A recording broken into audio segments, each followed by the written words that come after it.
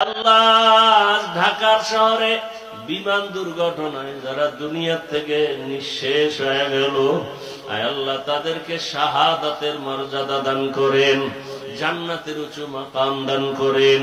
তার মা বাবা হাল পরিবারে যারা আছে সবাইকে সাবিরিনদের অন্তর্ভুক্ত করে দেন।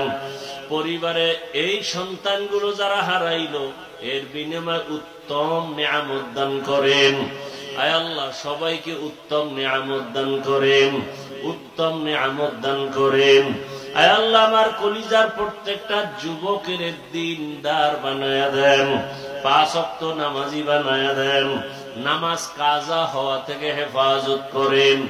নবীজি সাহাবায়ে কেরামদের আদর্শওয়ালা আমাদের বানায়া দেন, গুনাহের প্রতি ঘৃণা জমায়া দেন, নারীদের ফিতনা খেদমতের ফিতনা থেকে হেফাজত করেন।